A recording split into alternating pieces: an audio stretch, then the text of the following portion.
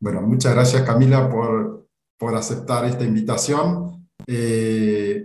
Siempre nosotros hacemos alusión a nuestro espacio, un espacio pequeño, pero que va cada día creciendo, plural, ¿no? Y a la comunidad que nos reunimos los viernes nos hemos denominado ñahui, que en lengua quechua significa ojos y garganta, ¿no? Ojo en el sentido de poder vernos, y garganta también de poder decir aquello que es nuestro. Así que este es el espacio y hoy está junto con nosotros eh, Camila Joselevich. A ver, Camila Joselevich, doctora en Historia, maestra en Historia y licenciada en Letras Clásicas por la Facultad de Filosofía y Letras de la UNAM. Trabaja las relaciones retóricas entre religión y poder, tanto en la antigüedad como en otros momentos de la historia, especializada en la construcción de la disidencia y la herejía en el paleocristianismo. Actualmente coordina el proyecto colectivo de investigación Heresiologías, narrativas teológico-políticas sobre la disidencia en Occidente, y coordinó entre 2012 y 2019 el proyecto Paleocristianismo y Teología Política, ambos en la FIL y la UNAM. Es profesora en la carrera de Desarrollo y Gestión Interculturales de la UNAM y es miembro de la Sociedad Mexicana para el Estudio de las Religiones y del INAI. Camila Joselevich, entonces, nos propone hoy centrarnos en la propuesta del gnosticismo antiguo, los gestos de la heterodoxia, resonancias para pensar en el presente. Bienvenida, Camila, a nuestro espacio. Bueno, pues muchísimas gracias, Claudio. Para mí pues es un honor que me dejen, digamos, que me abran la puerta de este espacio suyo.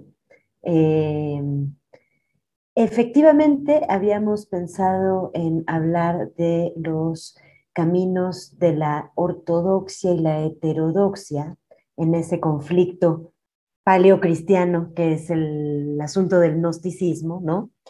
Los gnósticos como los primeros herejes de la historia, en el sentido de que fueron los primeros que fueron escritos y descritos como herejes, ¿no?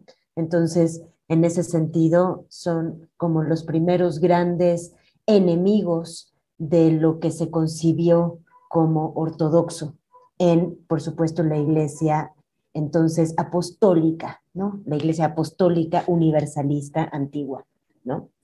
Sin embargo, hice un pequeño giro que espero no les importe. De todos modos, podremos hablar de todo y cualquier rumbo, ¿no? Pero lo que quiero presentarles tiene un aspecto más acotado, más acotado, más específico, que tiene que ver con Claudio habíamos pensado esta cuestión de hablar sobre algo que nos resuene en el presente fuertemente, ¿no? O sea, qué cosas de la antigüedad, qué cuerdas se pueden tañir, se pueden tocar de la antigüedad, de manera que resuenen con las cuerdas del presente, aun cuando no necesariamente hay un hilo conductor continuo, ¿no? Esa oportunidad de escuchar esas cuerdas que resuenan entre antigüedad y presente o entre pasado y presente, que parecería un anacronismo, pero en realidad no lo es, porque precisamente lo que suena está sonando en todos lados todo el tiempo. Bueno, todo eso lo quise plantear en el sentido de el planteamiento gnóstico antiguo como en relación con su sentido de desastre, con su sentido pérdida de esperanza, más bien la desesperanza, que es el gnosticismo, ¿no? Con su sentido por supuesto, de la noción del sinsentido que es el mundo. Y lo que vamos entonces a plantear puede sonar tal vez cosas que eh, que pueden sonarnos escandalosas en un sentido, pero yo les invito al escándalo, a que abracemos el escándalo y que abracemos en el sentido de que vamos a estar pues viendo y escuchando los planteamientos de una apuesta crística incluso, crística, cristológica no en el sentido técnico, sino crística en el sentido de una apuesta por un Christos, o no, porque en gnosticismos hubo muchos, pero que planteaban lo que ahora vamos a ver, ¿no? Planteaban cosas que tal vez nos suenan medio raras, medio escandalosas, insisto, ¿no? Pero bueno, entonces es una invitación a dejarnos escandalizar y ver qué cuerdas hacen sonar de nuestro presente. ¿Qué cuerdas nos resuenan a nosotras, a nosotros? ¿No? Bien, entonces voy a compartir el PowerPoint. Ah, no, esperen, muy confuso. Aquí, ahora sí.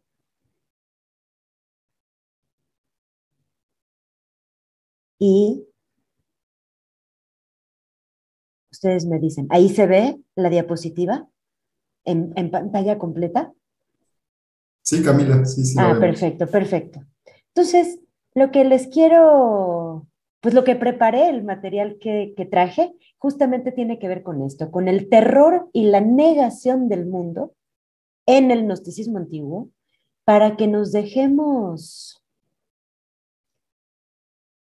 como un ejercicio, una invitación a dejarnos interpelar por estas posturas y a ver cómo nos resuena hoy a nosotras, a nosotros, en términos de qué es lo que plantea estas, ¿no? Estas escuelas, estas tradiciones gnósticas, ¿no? ¿Y por qué el terror y el desastre gnóstico? Bueno, porque estos tiempos efectivamente son duros y terribles en algún sentido, ¿no? No que antes no fuera duro y terrible lo que se experimentaba en la vida, por supuesto que sí, pero en esto de vivir una situación de pandemia y de vivir esta situación además en el contexto del sistema económico que domina el mundo y que nos tiene, ¿no?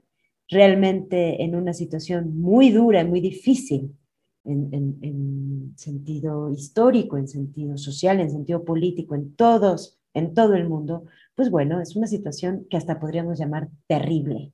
Terrible, como ven, asociado con el asunto del terror, ¿no? Es decir, lo terrible como aquello que nos deja aterrorizadas, aterrorizados, en muchos niveles, ¿no?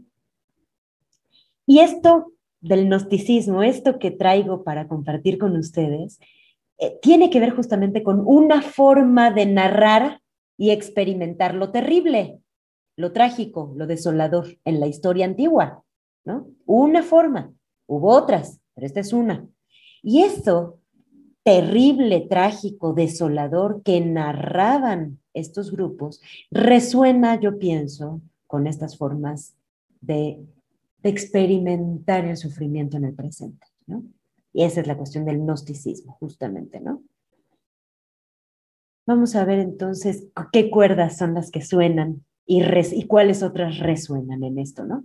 Hay algo interesante, entre muchas otras cosas, hay algo interesante de pensar y repensar, estudiar y reestudiar la historia antigua en general y en particular la historia de la religión antigua. Ustedes no sé si saben, si Claudio les comentó, en realidad no sé si Claudio sabe, pero ahora voy a ponerlo, a decirlo, a confesarlo. Yo no vengo de un ámbito confesional.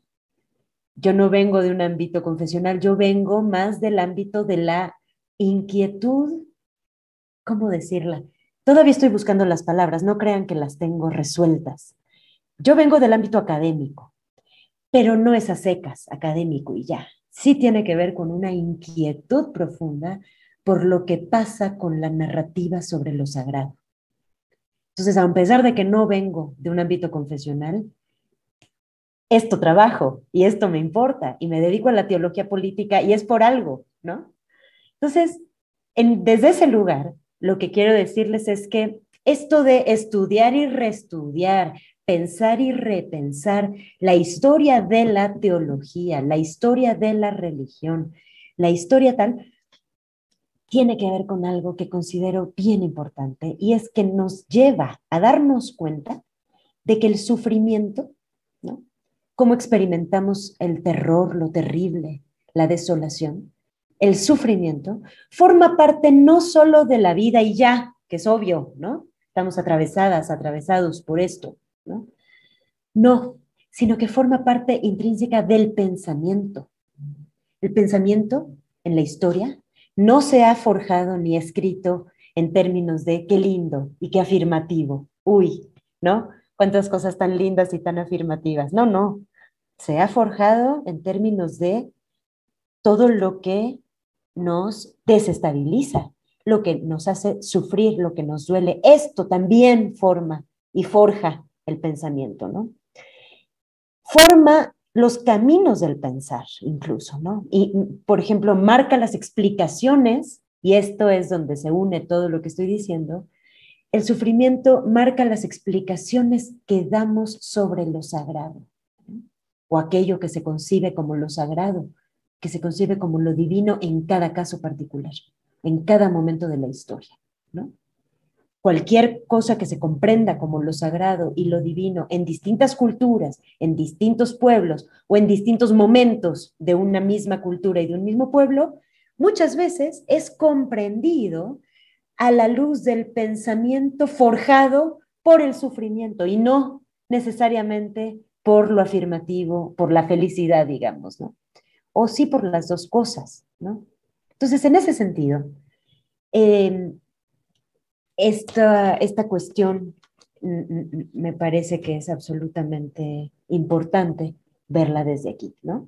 Y esta cuestión que allá por los siglos II, III, IV de la era cristiana rondaba, ¿no? Desde la región indoirania hasta el Asia Menor y todas las costas del Mediterráneo antiguo, esto es el gnosticismo, es voy a detenerme ahora un poco en la cuestión de qué es lo que plantean las escuelas gnósticas de la antigüedad, pero antes de eso solamente decir que las diferentes vertientes o escuelas gnósticas lo que hacían era contagiar de angustia, precisamente, contagiar de angustia a las comunidades cristianas ya y no, también las no cristianas, a lo largo de toda de este territorio antiguo, ¿no? Siempre alrededor del Mediterráneo y en el Asia Menor, ¿no? Por eso fueron los primeros herejes, ¿no? Porque la iglesia, digamos, proto-ortodoxa o, ¿no? Preortodoxa, cristiana, apostólica, romana, todavía no llamada católica, pero esa iglesia, lo que hizo fue decir, estas personas no solo no entienden nada, sino que angustian a la gente, ¿no? Efectivamente, esto es lo que hacía el gnosticismo, pero esto es el relato desde la ortodoxia. Lo que voy a hacer es plantearles un poco como que invitarlos a que, como les decía, dejarnos escandalizar sin el prejuicio de lo que es correcto y lo que no, sin el prejuicio de 2000 años de historia cristiana, sino más bien con el juicio, ¿no? Con el juicio de intentar ubicarnos históricamente allá, ¿no? Entonces, ¿qué es lo que planteaban estas escuelas gnósticas? Voy a detenerme brevemente en eso para después ya llegar a la cuestión del desastre, de la catástrofe que plantea el gnosticismo, ¿no?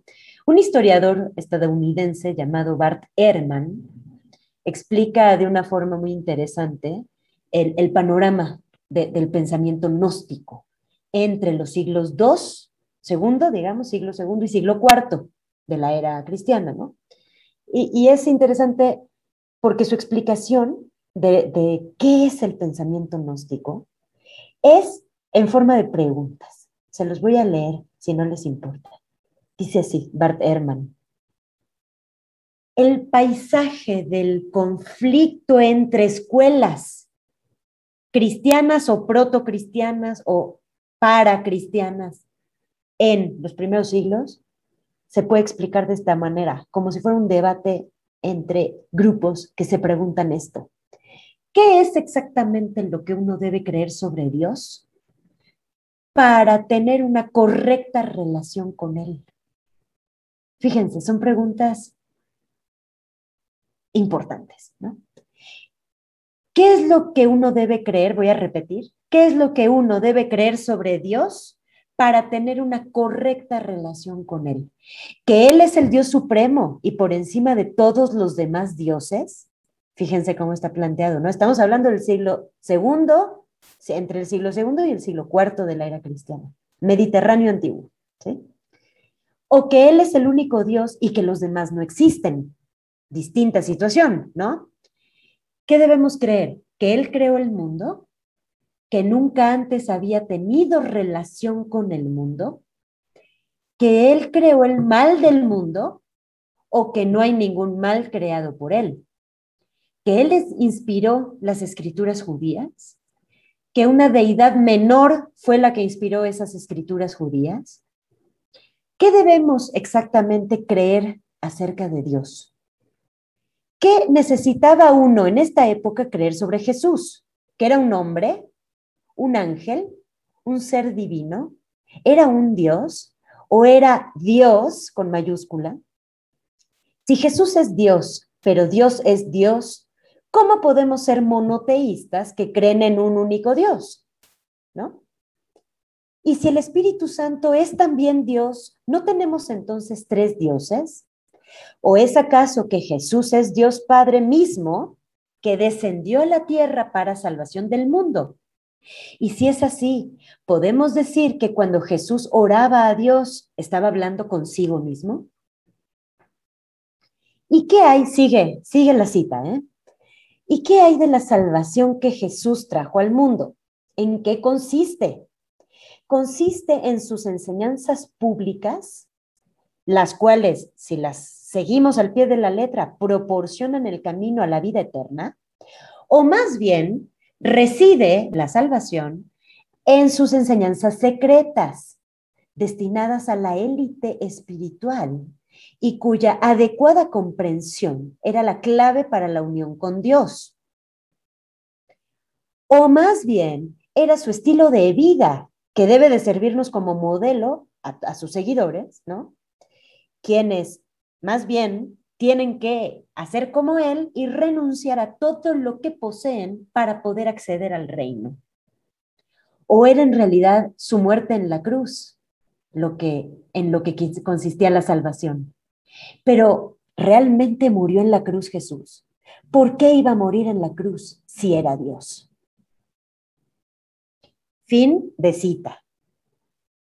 Fíjense que de forma muy peculiar, yo creo que Bart Ehrman, aunque no lo dice en este libro, en esta cita, yo estoy segura de que lo está considerando.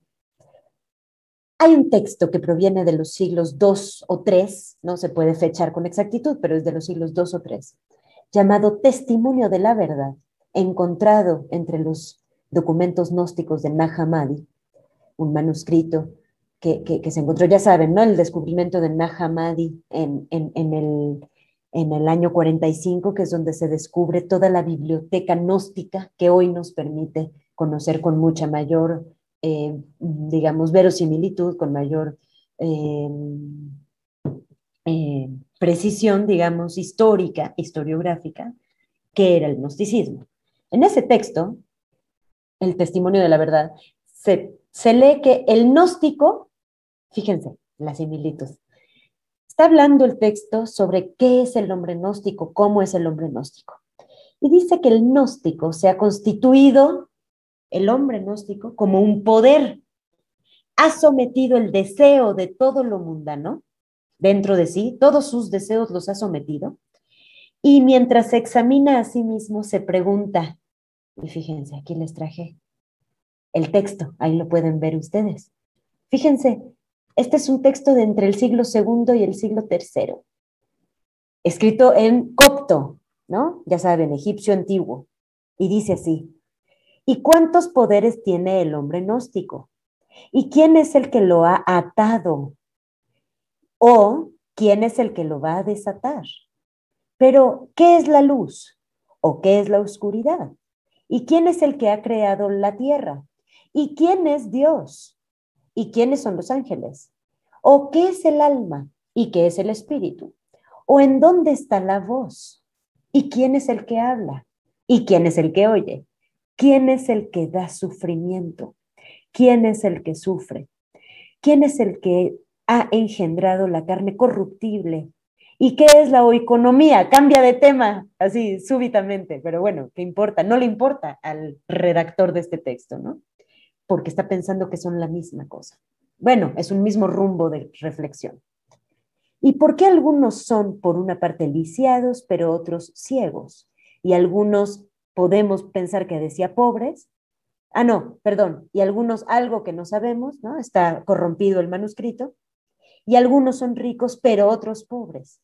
Y por qué algunos son impotentes y algunos son ladrones, etcétera.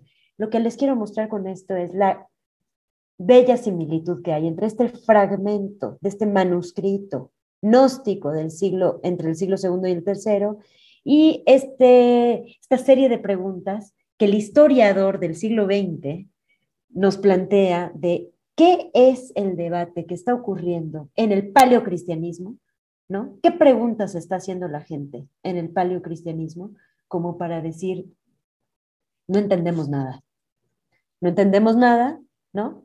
Y lo que hacemos es preguntarnos y, por supuesto, descalificarnos todos a todos, ¿no? Porque seguramente nosotros tenemos la razón y los otros no, ¿no? Pero esto en un ámbito de realmente muchísimas preguntas que son todas estas. Entonces, ¿qué es el gnosticismo? El gnosticismo, les traje aquí esta imagen bien gnóstica.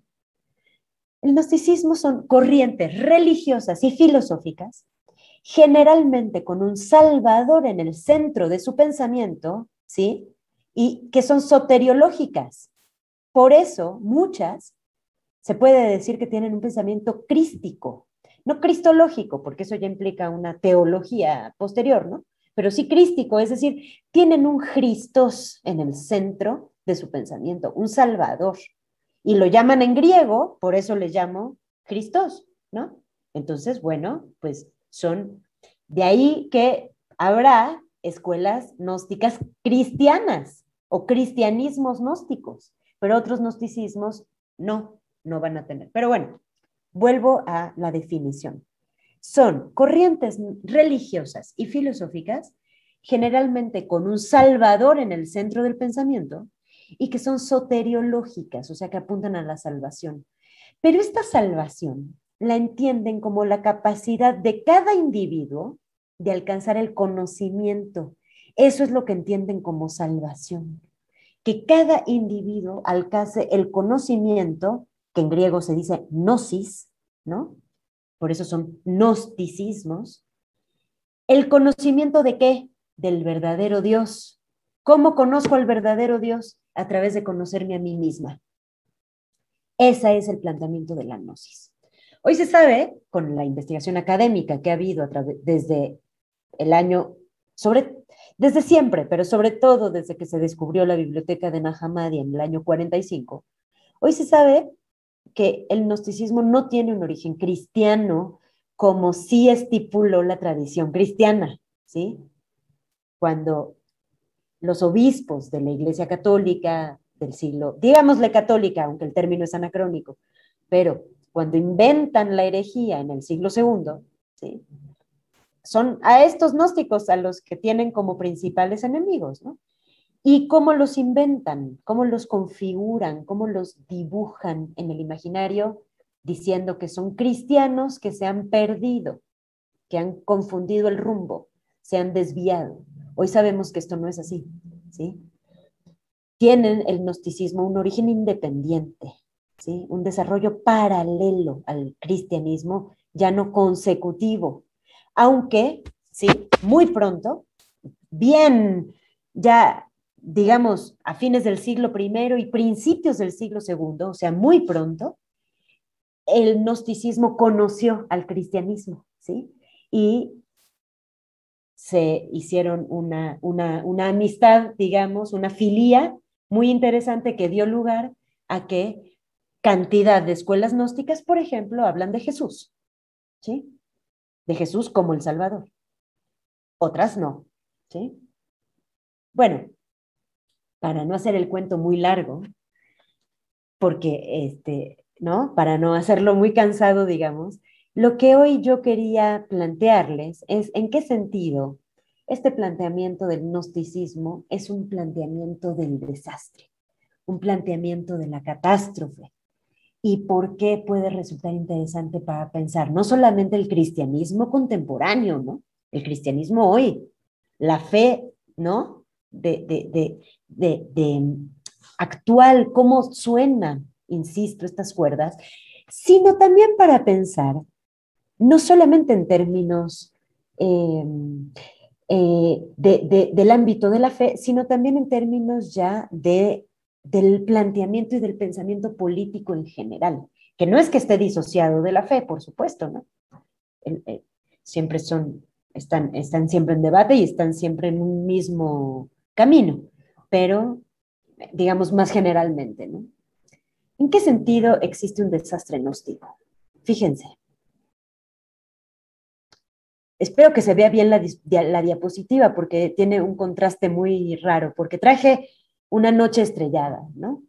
Traje la imagen de una noche estrellada. ¿Por qué? El desastre que es, lo digo en el sentido medieval del término, el desastre refiere a un desorden celestial. Ahí les puse la etimología, que la pueden ustedes ver gracias al guión, ¿sí? El disastro, ¿qué significa? Es el alejamiento de los astros entre sí. Los astros suelen tener una distancia regular, pero cuando se concibe que se alejan entre sí, que esa distancia ya deja de ser regular, entonces se piensa que se cae una estrella, ¿no? Que los astros se mueven de una forma no regular, se da un disastro, es una anomalía sideral. Y esto en la Edad Media se piensa que solo puede significar malos augurios, ¿no? Entonces, en este sentido hablo de el gnosticismo como un pensamiento del desastre. ¿Por qué? Porque el gnosticismo, ¿qué pensó? ¿Qué planteó? Cuando el gnóstico observa la Tierra y observa el universo, lo único que reconoce y observa son catástrofes siderales, porque la Tierra y el universo ya son producto para el gnosticismo de una anomalía, de una caída anómala. ¿Por qué? El gnosticismo es la observación, la mirada de que el mundo predomina, en el mundo predomina la muerte, el dolor, la falta de sentido y la imposibilidad de futuro. ¿Por qué? Porque vieron los gnósticos que no tienen, insisto, repito, un origen cristiano, sino que son el diálogo, la hibridación, el sincretismo entre el pensamiento persa más deísta, ¿sí? Oriental, del Babilonia, del zoroastrismo, y el planteamiento judío.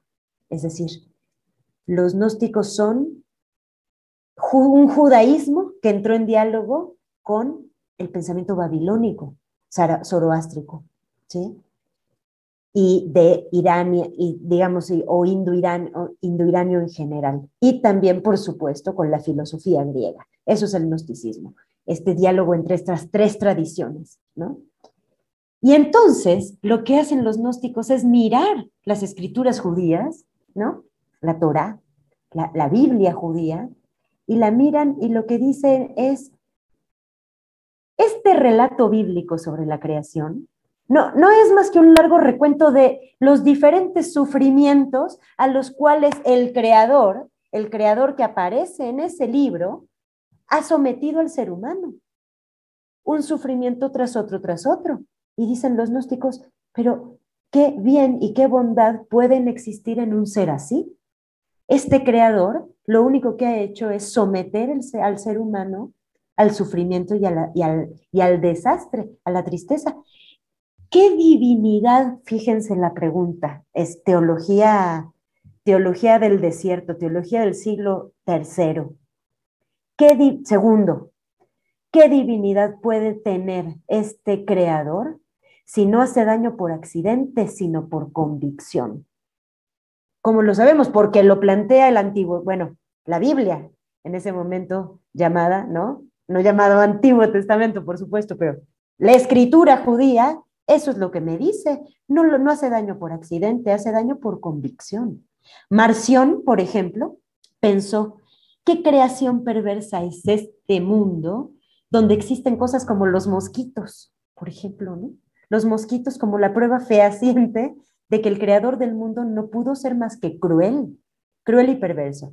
Esto es un pequeño giro irónico que comparto, no es mentira, es verdad, Marción en serio lo planteó, pero bueno, los argumentos son mucho más trágicos que esto, ¿no? Estamos hablando de argumentos muy trágicos. Ya, volviendo a la seriedad y no a la ironía, pensaron los gnósticos, este creador es un impostor. Por eso en Génesis habla en plural, ¿sí o no? Habla en plural y les dice a otros, les dice, van a creer tal cosa, no vaya a ser que nos escuche, que nos vea. ¿Qué significa que no está solo? Ni fue el primero, ¿no? Es un impostor que embaucó a Adán y Eva y hasta hoy mantiene a la humanidad presa de esta cárcel, dijeron los gnósticos. El mal radica en las potencias, estos arcontes, estos ángeles con los cuales habla este creador en Génesis, ¿no? El mal está en esos ángeles, en esas potencias que gobiernan esta trampa mortal, dicen los gnósticos. En ese sentido, toda la escritura hebrea es una impostura. Y además, ¿qué? Y además es la ley del harás y del no harás. Es pura constricción, pura represión. Esa es una forma de tiranía cósmica. La tiranía cósmica del demiurgo, dicen los gnósticos, no solamente se nota en la creación del universo y de los soles, los planetas, las estrellas. Por ejemplo, este planeta en el que estamos atrapados, no solo, sino también en la legislación.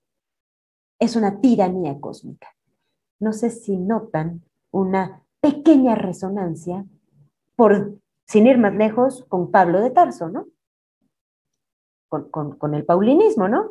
La ley es muerte, el espíritu es el que vivifica. ¿Cuál ley? La ley veterotestamentaria, ¿no? Bueno, Pablo no conoció este gnosticismo del que estamos hablando, pero fíjense cómo hay un hilo conductor allí interesante. Por eso yo les decía que abracemos el escándalo, con libertad, con libertad. Bien, dijeron los gnósticos, no le debemos nada al creador de esas leyes espurias. La ley es muerte. ¿Por qué? Igualito que Pablo, nada más que Pablo es de 150 años antes, o 100 años antes. Entonces dijeron, la ley es muerte porque implica al mundo. Y eso sí no lo dijo Pablo tan o no tan literal, ¿sí? La materia, dijeron los gnósticos, es un engendro del mal. El bien existe solamente, fíjense, el bien existe solamente donde no hay materia. Es más, donde no hay intelecto. ¿Por qué? Porque el bien solo puede existir donde no está la creación, donde no hay creación y el intelecto también es creación. O sea que el bien solo puede existir por fuera del cosmos y del tiempo, ¿sí? Dice Hans Jonas, un filósofo que tal vez conocen y que ha pensado sobre el gnosticismo muchísimo, dice, el universo no revela el propósito de su creador por medio del modelo de su orden. El universo no revela el propósito de su creador por medio del modelo de su orden y menos todavía revela su bondad, ¿sí? La historiadora Francine Couldot especialista en religión antigua y en gnosticismo, ha dicho esto, por ejemplo, ¿sí? Así es como lo explicamos brevemente. De la constatación de que el hombre es un producto inacabado y abandonado al mal, el gnóstico deduce que el creador, no cualquiera, sino el que está en la escritura judía, ¿sí? En la escritura hebrea, el creador no participa de la sabiduría divina, sino de la locura demoníaca. Bueno, y entonces, ¿dónde está el verdadero Dios? ¿Cuál es la verdadera? ¿Dónde está el bien? Si todo lo creado es cárcel del mal. El verdadero Dios es desconocido, plantea el gnosticismo, y no tiene nada que ver con la creación. Y habita por fuera del universo, por fuera del mundo y por fuera del tiempo. Voy a volver al cielo estrellado, porque esto que voy a decir solo se entiende viendo el cielo estrellado, ¿sí? Es llamado en algunos textos, son muchísimos los textos gnósticos, en algunos textos es llamado el protopadre, o sea que es un padre previo al Padre. En algunos textos es llamado pretemporal, precósmico, o sea, no tiene que ver con el tiempo, no tiene que ver con el cosmos, porque plantean ellos, nunca hubiera llevado a cabo este Dios verdadero, el Dios verdadero, nunca hubiera llevado a cabo un acto tan absurdo y tan cruel como crear el tiempo y la materia. El tiempo y la materia lo tuvo que haber hecho alguien cruel, y ese no puede ser Dios. Y la gnosis, el conocimiento, es la forma de llegar a conocer el verdadero Dios. Vamos a ver por qué. La gnosis es un conocimiento revelado, que no es resultado de ningún esfuerzo de la razón. No es sofía, no es episteme, que son los conceptos que circulan en el mismo mundo filosófico del gnosticismo, ¿no? Que estamos allí, ya saben, neoplatonismo, ya cristianismo, judaísmo, alejandrino y no alejandrino, en fin. Los gnósticos plantean, no es sofía, no es episteme, es gnosis, que es un conocimiento revelado, que no requiere esfuerzo epistémico, racional, sino, ¿saben qué? Más parecido a lo que se alcanza. Esto es un pensamiento también oriental, entonces fíjense, no es gratuito. Se parece mucho al conocimiento como lo plantea la tradición india, ¿sí? Es ese conocimiento que va hacia adentro para llegar hacia afuera, ¿sí? Es ese conocimiento doble. Eso que se conoce, ¿qué es? En ese conocer, ¿qué es lo que se conoce? La grandeza inefable, o sea, al verdadero Dios. Es un verdadero Dios trascendente, pero que también está adentro de cada una y de cada uno de nosotros. ¿Por qué? Porque la verdadera divinidad envió una chispa divina que ha logrado escaparse del demiurgo, que es tramposo, embaucador, embustero, tirano. Bueno, pues la verdadera divinidad que lo precede y lo antecede, logró mandar una chispa, una porción de sí mismo o de sí misma hacia adentro de cada uno de nosotros. Es una especie de reformulación délfica en diálogo con la tradición india, si se fijan, ¿no? Para conocer al verdadero Dios y exiliarnos del mundo, estando en el mundo, ¿qué tenemos que hacer? Conocernos a nosotros y a nosotras mismas, ¿no? La gnosis es el único medio por el que lo espiritual de aquí puede aunarse a la divinidad. Y en muchas tradiciones gnósticas, un Christos, a veces de nombre Jesús, a veces no, a veces de nombre Juan, a veces de nombre Sofía, a veces de otros nombres. Set, están los setianos, ¿no? Bueno, son Cristos, ¿sí? Que no todos se identifican con Jesús, con el Jesús, digamos, del Nuevo Testamento, algunos sí, pero bueno, en cualquier caso, estos planteamientos, algunos de estas escuelas gnósticas lo que plantean es que el Christos, sea Jesús, sea Set, sea Sofía, sea Ofis, la serpiente, sea quien sea, lo que hace es colaborar, dar pistas, ayudar a la salvación. ¿De qué manera? Recogiendo la divinidad, la luz que hay adentro de nosotros mismos para poder establecer ese vínculo con la divinidad de afuera. Son muchos los textos gnósticos distintos que conocemos, entonces son muchas las tradiciones diferentes. Voy a avanzar para no hacer, si me paso del tiempo, si se vuelve muy largo, por favor interrúmpanme y díganme y ahí lo dejamos. Sin problema, por favor. Yo, mientras tanto, me sigo con el material. Vamos bien, Camila, vamos bien. Ok. Entonces, bueno, en el proceso de conocerme a mí misma lo suficientemente gnósticamente como para poder conocer a la verdadera divinidad, mientras eso se logra, ¿no? Que puede no lograrse, y mientras eso se logra, lo que dicen los gnósticos es, híjole, bueno, en mexicano dicen, híjole, estamos solos en el universo. El verdadero Dios no está aquí. El verdadero Dios no tiene nada que ver con la creación. Lo único que existe cuando miramos las estrellas, estas estrellas que estamos viendo en la pantalla, lo único que hay es desastre y tragedia y derrota. Dios no está presente, sino que estamos en absoluta soledad en la inmensidad de la noche, ¿no? La tradición apocalíptica había prometido un fin del mundo que no llegaba, y no llegaba, y no llegaba. Todo en el mundo es signo de su corrupción, piensan los gnósticos. Pero como no termina de agotarse, es una perpetua agonía. Eso no puede ser más que creación de un ser cruel, ¿no? En ese mundo, entonces, ¿qué pasa con todo esto? Es una especie de cuarentena como la que, ¿no? De pandemia y de cuarentena y de confinamiento como este que vivimos, ¿no?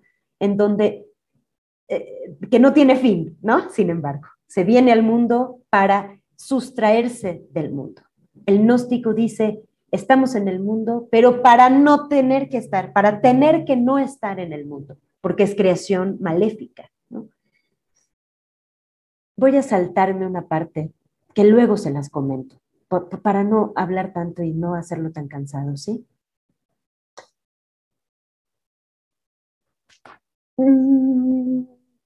¿Qué con esto en términos del presente?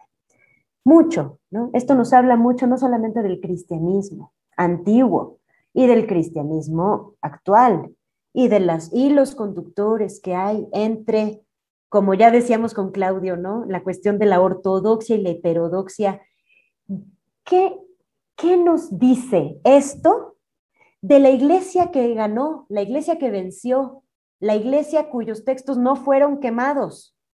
O sea, la iglesia que no se llamaba católica, pero que luego se llamará católica, la iglesia de los obispos, de los padres de la iglesia del siglo segundo. ¿Qué nos dice de esa iglesia? Que este planteamiento haya sido su antagonista, ¿no? ¿Y qué nos dice de esa iglesia, la ortodoxa, que planteó que ellos estaban absolutamente equivocados? Bueno, eso nos da para pensar mucho.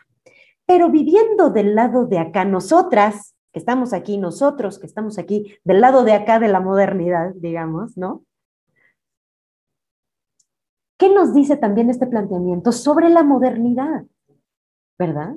En donde la modernidad, la primera modernidad, lo que hizo fue plantear, bueno, a ver, no Nietzsche, sino antes de Nietzsche, ¿no? Nietzsche que mata a Dios y dice Dios ha muerto y entonces ahora ese es otro conflicto, ¿no? Pero antes de eso, Pascal, ¿no? La primera modernidad, ¿qué nos dice? Dios no tiene que ver con nosotros ni con el universo, ¿no? Y hay una especie de resonancia ahí entre lo que plantea el siglo segundo, el cristianismo, porque esto es también cristiano, pero es cristiano gnóstico, ¿no? En el siglo segundo, tercero, cuarto, antes de que desaparecieran de la faz de la tierra los gnósticos, por la ortodoxia cristiana apostólica católica, ¿no? ¿Qué es lo que nos dicen? Hay una resonancia con la modernidad, en el sentido del desencantamiento del mundo, ¿no? en el sentido del sinsentido que se plantea. Y si pensamos que ninguno de nosotros, en clave, aun cuando estemos en un, ¿no? Aun cuando estemos en un ámbito de fe, aun cuando nuestra fe sea una fe, digamos, afirmativa y verdadera, aún así, estamos de este lado de la modernidad y no estamos desprovistos de los hilos que atraviesan el mundo en el que vivimos. Y en ese sentido, ¿cómo no vamos a estar afectadas y afectados por ese desencantamiento del mundo que tiene que ver con la modernidad y que también afecta a la fe cristiana? La afecta no en el sentido necesariamente peyorativo, quiero decir, la toca, ¿no? La toca, la intercepta, la interpela, ¿no? La afecta y se deja afectar por, ¿no? Entonces, bien, otras cosas para decir, pero no quiero cansarlos. Traigo algunas notas más. Me interesa solamente mencionar esto también.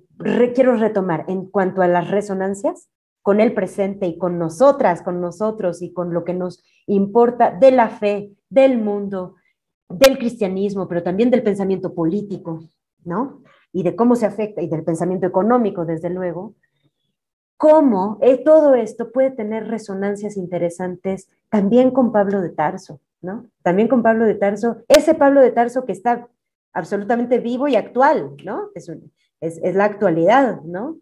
Y también cómo todo esto tiene que ver con el capitalismo, si me permiten llevar hacia allá el problema, porque finalmente muchos problemas llevan hacia allá, ¿no? El capitalismo como una máquina de creación de sinsentido, ¿no? Y en su faceta, esta última, ¿no? La neoliberal que habitamos fuertemente, ¿no? La creación del sinsentido fuerte. ¿Cómo no va a tener resonancia con el gnosticismo es el primer vestigio de la afirmación del sinsentido del universo y de la vida individual, ¿no? Porque el sentido no está en el mundo ni en el quehacer social, sino fuera del mundo, ¿no? Entonces, bien, aquí lo dejo para no extenderme mucho más. Podemos charlar ahora de todo lo que ustedes quieran, pero quería dejar entonces solamente como marcadas estas resonancias para mí que son interesantes o importantes y en algún sentido hasta diría urgentes, pero por supuesto me encantará escucharles y ya, hasta aquí lo dejo. Dejo de compartir la pantalla, ¿no? ¿O cómo hacemos? Sí, O, sí, Camila. Sí, ok, no hay problema. Ahí está. ok, bien. Bien, Gracias por su paciencia y por su... excelente, Camila. Muchas gracias. La verdad que nos abriste, por lo menos a mí, varios interrogantes, ¿no? Sobre esto de situarnos desde el lado de la catástrofe, ¿no? Y por ahí me venían cosas como pensar realmente catástrofe, dolor, sufrimiento, ¿no? Si hay cuestiones si lo podemos tomar conceptos como, ¿no? Conceptos como parecidos, si son parecidos realmente, ¿no? La catástrofe con el sufrimiento. Y, y también, bueno, cómo esto hoy en día también está jugando, por ejemplo, el otro día leía sobre el concepto diagnóstico del antropoceno, y dentro de ese concepto hay algunos que utilizan como capitaloceno o también el antropoceno como fin del mundo, ¿no? Y que se viene la catástrofe, ¿no? Y si esas cuestiones de lectura del mundo terminan siendo, digamos, también un retorno del gnosticismo, ¿no? Bueno, son preguntas que largo también para la comunidad. Ya sabe la comunidad que pueden pedir la palabra, levantar la mano. Este espacio es para preguntas, resonancia, aquellas cosas que nos van dando vuelta. Mientras tanto, Camila, arrojo esta pregunta. Si querés, comenzamos por ahí. La pregunta, Claudio, sería, eh, ¿cuál en Primero, particular? Sí.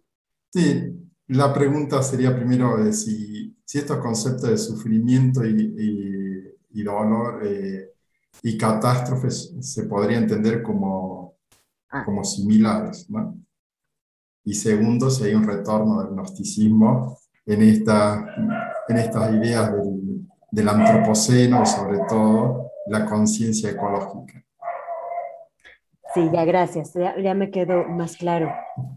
Eh, a ver, si entendí bien la pregunta, la primera es si son similares o la misma cosa, la cuestión del sufrimiento, el dolor y la catástrofe entre sí.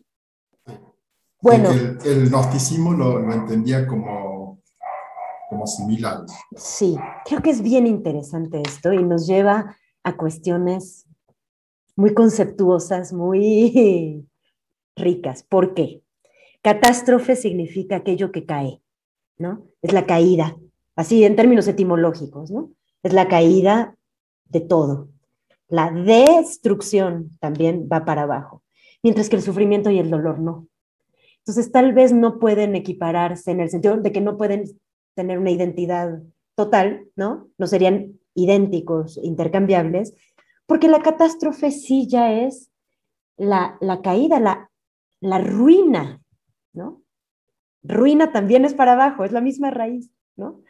Este, y en cambio en el dolor y el sufrimiento tal vez pueden existir allí donde no hay ruina ni catástrofe, ¿no? Habría que ver qué noción de mundo construimos como para que pueda existir lo que hay sin caerse, sin catástrofe, pero que también pueda abrazar y habitar, ¿no? O abrazar y recibir el dolor y el sufrimiento, ¿no?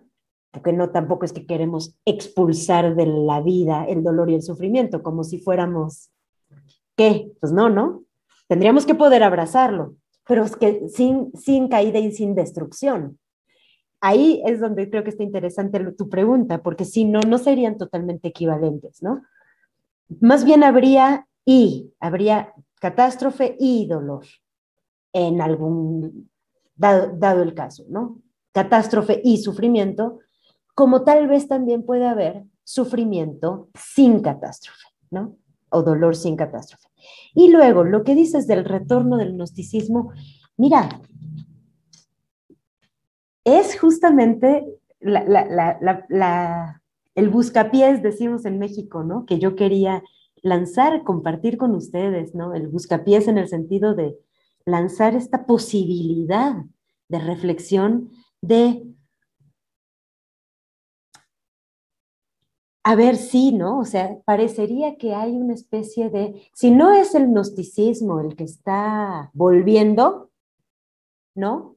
Algo pasa que el capitalismo, yo sí creo que podría afirmarse esto, el capitalismo sí está construyendo o tomando hilos antiguos, tomando hilos que ya existían para tejer una forma de estar en el mundo catastrófica, ¿no? Catastrófica en varios sentidos, no solo en el sentido natural de la naturaleza que ya decías, ¿no? Sino en el sentido de la pérdida de futuro, y esa pérdida de futuro es la pérdida de sentido, ¿no? Entonces, el antropoceno, ¿no? Este periodo que estamos viviendo no es y ya, es un capitaloceno, ¿no? La catástrofe es capitalista, no humana. Lo sabemos porque llevamos en el mundo como especie humana, ¿no? Mucho tiempo y no había habido este desastre, ¿no?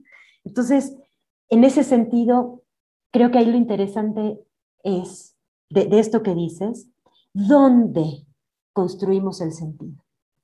¿Dónde? ¿Cómo? ¿Cómo construimos el sentido? Yo me pregunto, nos pregunto, les pregunto, solamente, a ver, pensarlo, ¿no?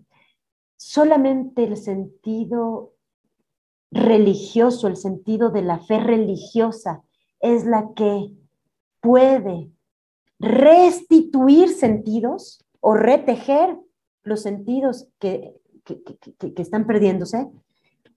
Tal vez hay otros, ¿no? No solamente desde la fe, sino otros sentidos. ¿Será que puede establecerse un diálogo interreligioso, intercultural, ¿cómo se llamaría? Sentido? Bueno, eso, Sí, algo así. ¿no? En donde podemos constituir sentidos de nuevo, pero bueno, el hecho es que sí, a ver, o sea, creo que son muchas preguntas allí, ¿no? Pero la pérdida de los sentidos en el ámbito del gnosticismo del siglo segundo, de la antigüedad tardía, ¿no? Entre el siglo segundo y el siglo cuarto, no tuvo que ver con una devastación del mundo, no tuvo que ver con pero sí tuvo que ver con la interpretación, ¿no? De una angustia tal, que se interpretó el mundo como ya una catástrofe. Ya el mundo era una catástrofe. Y nosotros lo único que tenemos es angustia al respecto. ¿Qué hacemos con ello? Y lo que los gnósticos respondieron fue una cosa. Aquí la pregunta sería, ¿qué respondemos nosotros ante esto, ¿no? Veo que hay manos levantadas. ¿Cómo le hacemos? Sí, sí, le voy levanto Ok. Manuel la mano, así que Manuel, te escuchamos. Después viene Alfredo. Oigan, ¿yo puedo brindar con ustedes de una vez? Salud. Manuel, no se te escucha, tu micrófono está apagado.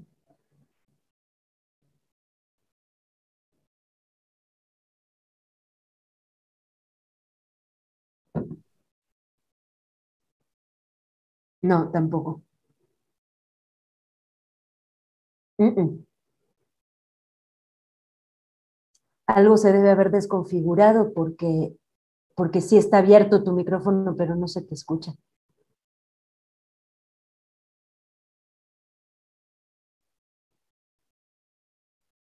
Hola Manuel. Manuel, no se te escucha. Capaz que tenés mal conectado el auricular al celular.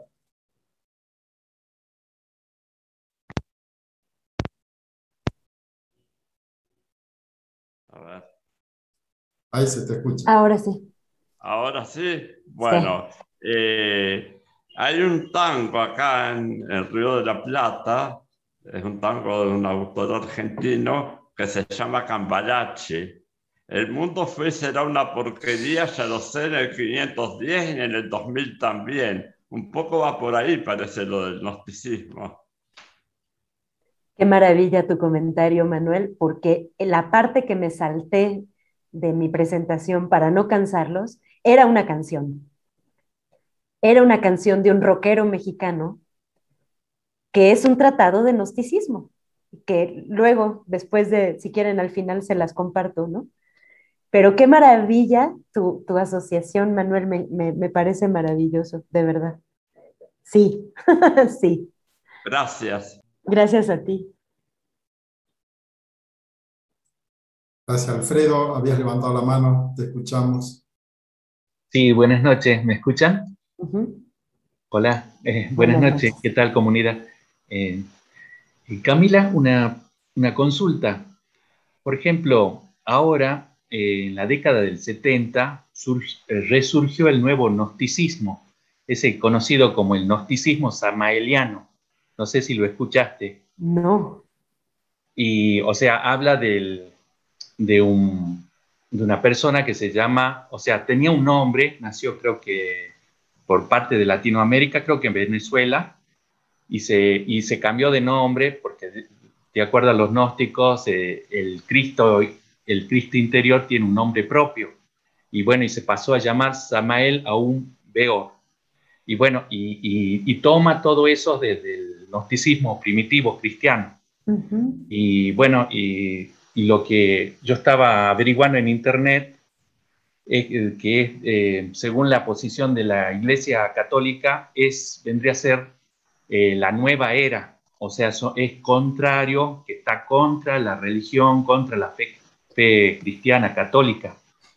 ¿Es algo cierto o solamente denigra o quiere aplacar, o sea, que no surja, como vos dijiste, del capitalismo, es una parte del entretejido del capitalismo, el nuevo gnosticismo? Esa sería mi consulta. Gracias. Mm, qué interesante, Alfredo. Mira, no sé si te voy a poder responder bien. Creo que más bien sé que no te voy a poder responder bien porque no conocía yo este grupo de este gnosticismo contemporáneo, digamos, ¿no? Entonces, más bien tendría que yo investigar para poderte responder bien. Pero si me permites llevar tu pregunta hacia otro lugar, digamos, una ramita que sale por ahí, es muy interesante lo que dices sobre un grupo religioso o una religión, por ejemplo, este grupo gnóstico, si le hace el juego al capitalismo, es lo que te entendí un poco. ¿Lo entendí bien o No, no? no, no. O sea, que va asociado a lo que está ahora del capitalismo. O sea, en realidad no, ellos, o sea, yo he conocido un grupo de gnósticos que se Ajá. instalaron acá en la provincia de Salta, en Argentina, Sí.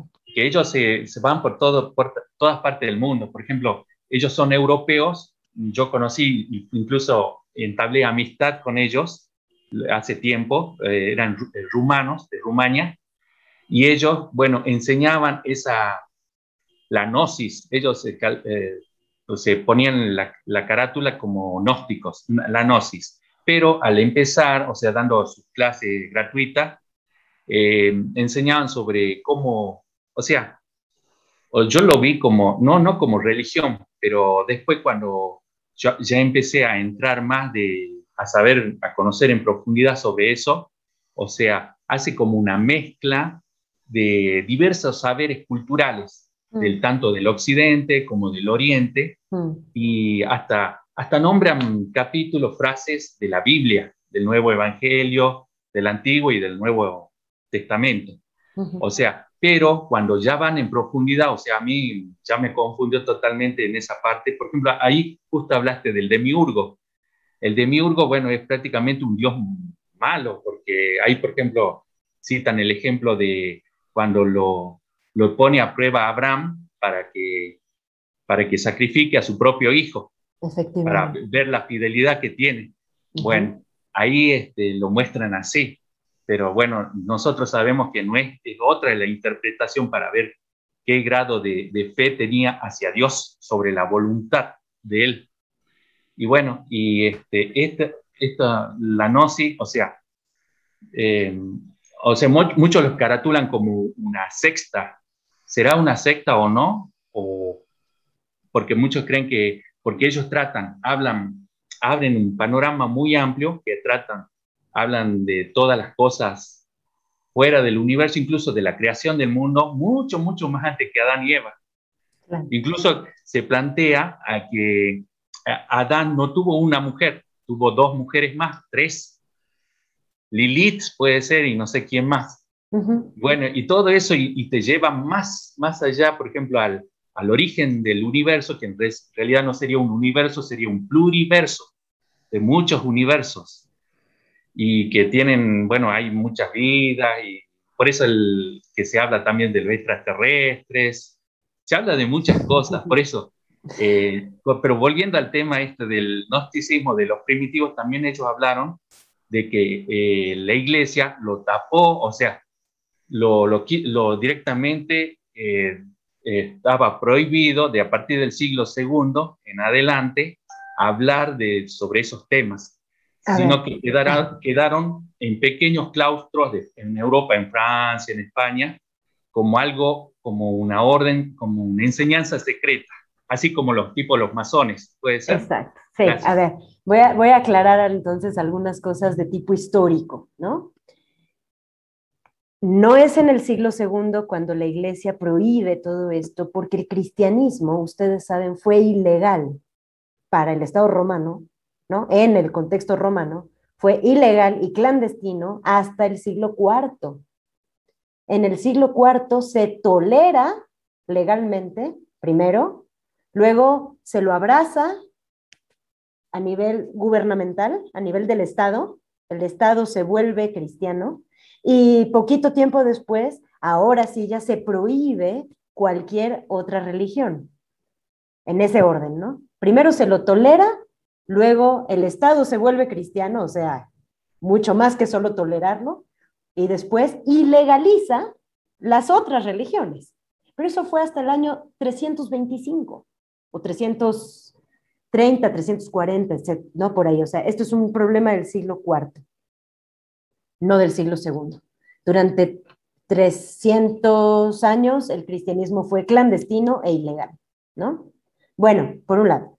Por otro lado, lo que dices, Alfredo, insisto, sin conocerlo, todo lo que voy a decir puede estar mal, porque no lo he visto con mis propios ojos, digamos, ¿no? Pero por lo que estás diciendo, suena efectivamente a, pues bueno, una corriente o un grupo religioso que se autodenomina gnóstico, con un conocimiento, que tienen conocimientos más o menos acertados de cómo era el gnosticismo antiguo, pero que claramente están mezclando en el sentido del New Age más pulcro, están mezclando cosas con cosas.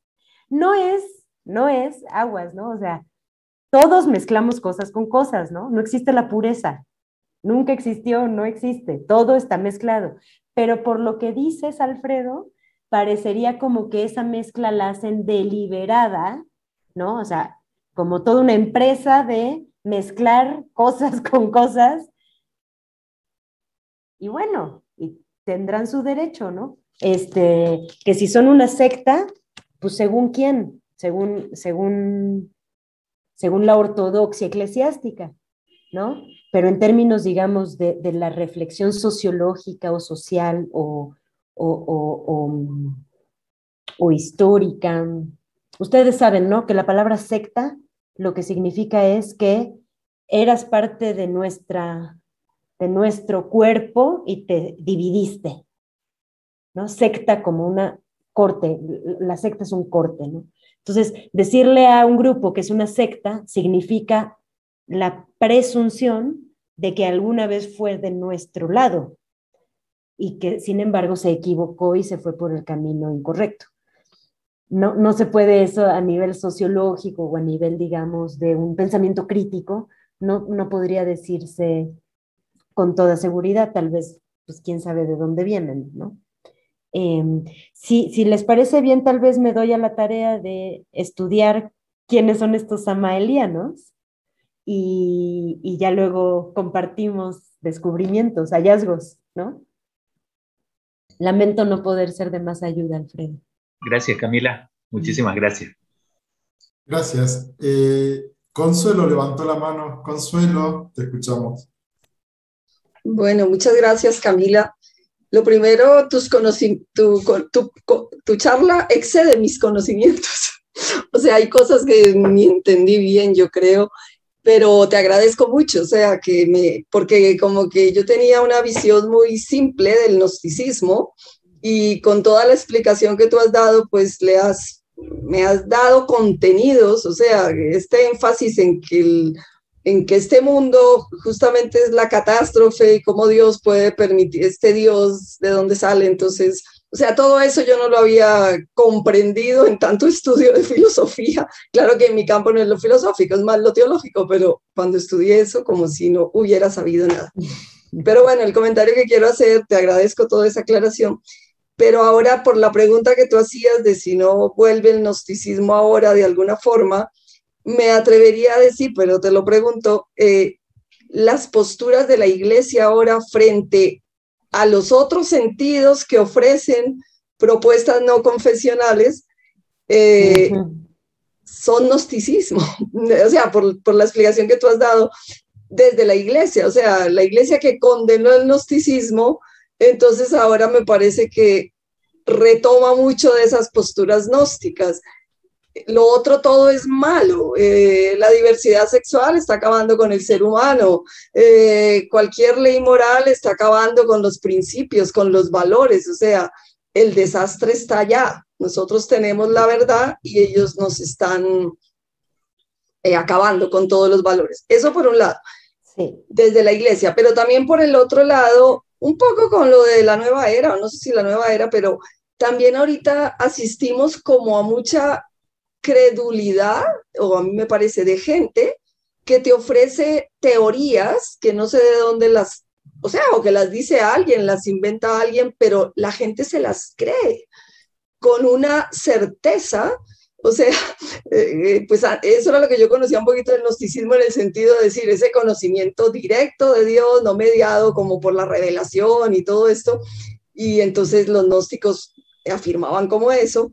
Pero es que ahora yo encuentro a mucha gente gnóstica en el sentido de que parece que tienen una ciencia infusa que viene de cualquier personaje que aparece por este mundo, pero lo creen o sea, a rajatabla. No hay manera de ponerles una duda porque lo dijo el pastor, porque lo dijo el maestro oriental, porque lo dijo la teoría no sé cuál, porque lo dijeron en internet. En Facebook.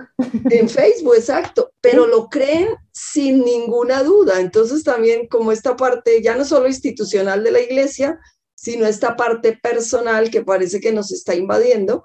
Y no sé si el término gnóstico, tal y como tú lo has explicado, nos daría como pautas para poder entender este fenómeno. Es como esas dos cositas que me gustaría que aclararas.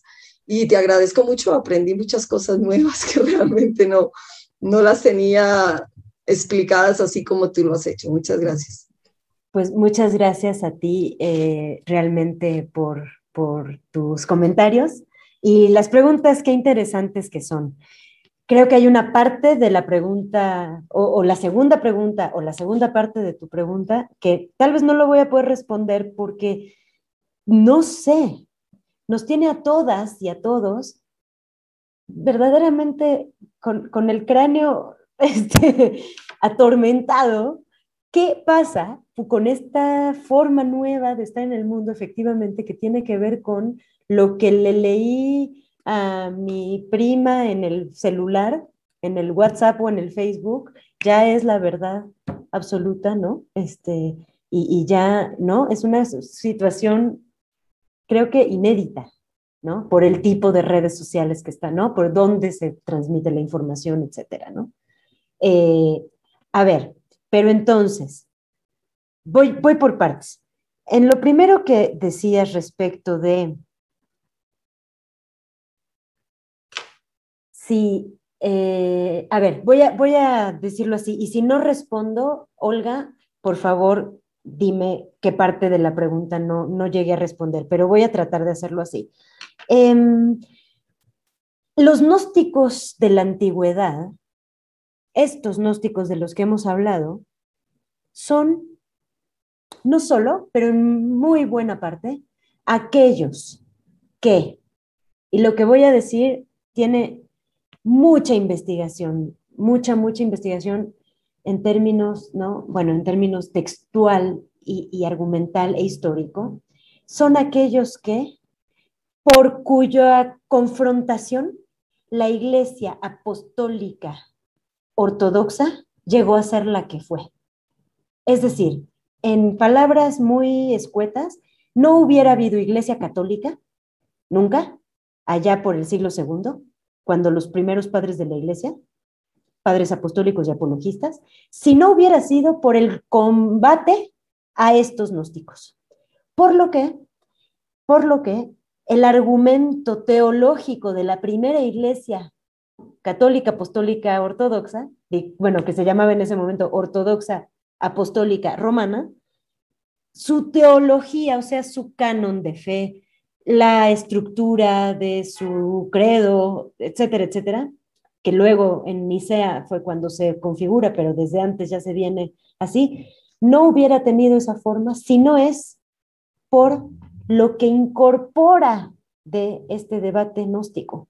Entonces, por un lado. Por otro lado, sin embargo, también esa iglesia se constituye y se configura, no solamente entonces con esta riqueza del intercambio irremediable, ¿no? Irremediable. Te nutres de aquello con lo cual estás debatiendo, ni modo. Pero no solamente eso, sino el problema de la construcción del discurso heresiológico, es decir, de la invención del hereje, ¿no? La Iglesia Católica no sería, nunca hubiera sido la que fue, si no hubiera habido esta configuración del gnóstico como un ser, bueno, es la invención del insulto en la historia occidental. Luego se los comparto, no quiero hacer, pero bueno, voy a decirlo, pero tómenlo en buen sentido. Mi tesis de maestría es una investigación de los insultos en torno a los herejes gnósticos por parte de los obispos, efectivamente del siglo II. O sea, es la invención del insulto en términos de, no, claro, ya existía el insulto, no se me malentienda, es griego, persa, hitita. No, el insulto ya estaba, pero la invención de el hereje, este hereje gnóstico, estos, como muertos en vida, ¿no? Muertos en vida, insensatos, asesinos, criminales, vacíos, todo al mismo tiempo, porque se construye la idea de que se alejaron de nosotros, ¿no? Y están efectivamente llevando al desastre. Todo este verso lo planteo por lo siguiente, porque si nosotros planteamos hoy que hay un gnosticismo, ¿no? Con este término, creo que puede ser espinoso. ¿Por qué? Porque estaríamos diciendo que nosotros tenemos la verdad efectivamente y estos gnósticos están entendiéndolo todo mal. Como en el siglo II, esta primera ortodoxia cristiana apostólica romana hizo con estos otros cristianismos, ¿no? Cristianismos gnósticos. Y ahí lo que estaríamos diciendo es que hay que reivindicar la ortodoxia. Y yo creo que eso puede ser bien peligroso por lo que estabas diciendo, ¿no? Reivindicar la ortodoxia es reivindicar ¿qué? ¿Dónde está la ortodoxia? ¿Cuál ortodoxia? ¿Qué se reivindica? ¿No? La lectura literalista de las escrituras, por ejemplo, esa sería la ortodoxia, o cuál ortodoxia, ¿no? Entonces, traer el conflicto gnóstico a colación puede ser problemático con esa palabra, ¿no? Decir que esta nueva, como decías, ¿no? Esta verdad revelada, pero, ¿cómo dijiste? Usaste una palabra interesante como infusa. Infusa. Dijiste, sí, la verdad infusa, ¿no? De que lo veo en Facebook y como si fuera revelación divina, ¿no? O lo que dice el pastor, etcétera. Esta verdad infusa en donde no puede existir debate tiene los tintes de la proto-ortodoxia, es decir, tiene los tintes de la ortodoxia del cristianismo primitivo. Y entonces tal vez es peligroso decir, híjole, bueno, pues entonces son gnósticos los que funcionan de ese modo. Es decir, si lo entendemos históricamente, puede ser una resonancia interesante, pero llamarlo así, con ese nombre, nos puede traer el problema de que nos estaríamos poniendo en el lugar de los obispos ortodoxos. Y eso puede ser problemático, porque, pues por el lugar, digamos, que ocuparon, ¿no? No sé si te respondí, Olga. Sí, pero más o menos. No, muy bien, pero yo diría que ese es el peligro de la iglesia actual, que se pone en el papel de la ortodoxia y condena lo otro, pues, sin hablar de gnosticismo ni nada. Claro. Pero si reconociera eso que tú acabas de decir, que cómo se va a poner en esa actitud de decir solo tenemos la verdad y los otros no tienen nada, todo estaría bien, pero el peligro es que la iglesia se pone en el papel de que tiene la verdad y los demás están equivocados. Y entonces son herejes, así lo dice hasta abiertamente, ¿no? Entonces es lo complicado. Tú lo haces con mucha delicadeza, pero en la práctica, en la Iglesia Católica hoy, creo que sucede eso que que tú estás haciendo con tanta delicadeza, que no deberíamos hacer porque si no caeríamos tal, pero en este momento se hace. No con este nombre de gnosticismo ni nada, aquí solo es pues hablando como por analogía, por lo que tú expusiste, pero yo creo que ese es el peligro en el que cae la iglesia. Ya hablándolo desde este punto de vista confesional, tú antes dijiste yo no estoy hablando desde lo confesional y todo eso, pero bueno, yo desde este punto creo que ese es el grave peligro, porque todo lo que sale que no lo dice la iglesia es anatema otra vez hoy, y la iglesia lo ponía así prácticamente, o sea, yo ayer estuve en un comité teológico que hay aquí en la conferencia, y como Colombia tiene aprobada la eutanasia y no sé qué, entonces la iglesia está buscando cómo hacer un documento para dejar claro que la iglesia se opone a eso, pero en contra de la sociedad civil, digamos, porque puede decir sus verdades si quiere, pero con la sencillez de que hay otros que piensan de otra forma. Pero ese no es el argumento que ellos quieren sacar un documento donde dejen claro que la iglesia tiene la verdad y que todos los demás están equivocados. Entonces, en fin, gracias, no hablo más.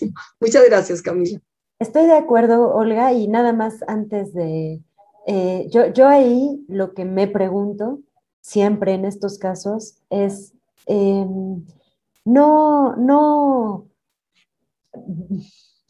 antes todavía hay una pregunta previa a, pero ¿qué iglesia es la que está diciendo esto? ¿Qué grupo, no? Ah, no, porque ese grupo es, no. Claro, todo está politizado siempre, pero antes entonces de eso, preguntarnos, ¿qué es, o sea, qué noción de divinidad o de lo sagrado estamos construyendo como para que una cierta reivindicación o una cierta lucha o una cierta cosa, una demanda, tenga sentido, ¿no?